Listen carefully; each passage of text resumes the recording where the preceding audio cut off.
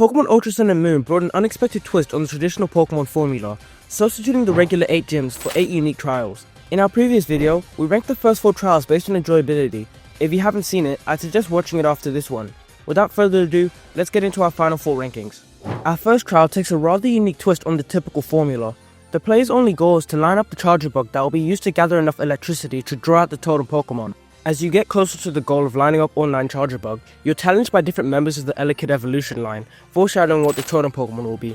When we finally complete the puzzle, the machine goes haywire, directing its blast at the helpless Charger Bug. Just before impact, a small Togedemaru shields the group with its Lightning Rod ability. At this point, you'd expect the hinted Electivire to swoop in and save the day, right? Well, you'd be wrong. Another bigger Togedemaru comes in, absorbing the remaining electricity and challenging you to a fight. This trial might just be my favourite out of all of them.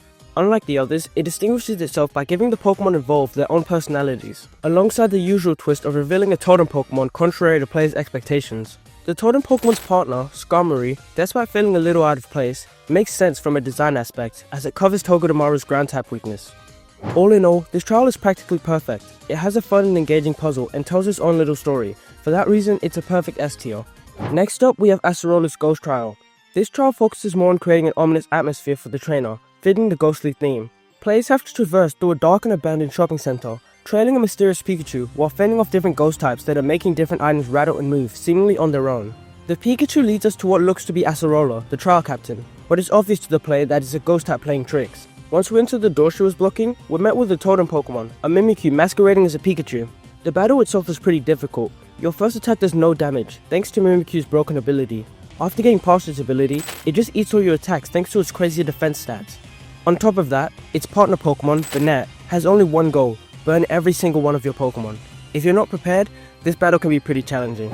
Overall, a short but really fun trial. It shows that not every trial has to have a puzzle to be good. For that reason, this will be our first A tier. Our 7th trial was different from the rest. It's the only trial not to feature a trial captain, which might sound promising at first, but the execution really lets down the trial. They made the trial way too difficult for the player. We're expected to run through the canyon where we're challenged by 2 Pokemon before beating the final boss and receiving our Z Crystal. Yeah, that's it. No puzzle, no interesting challenge, just a lovely stroll through a valley. If they were going to be this lazy with the trial, they should have just given us the Z Crystal and called it quits, instead of wasting the player's time with what felt like your average starting route. The totem Pokemon itself is alright, I guess. If you have a Fire and Fairy type, the trial just becomes a joke.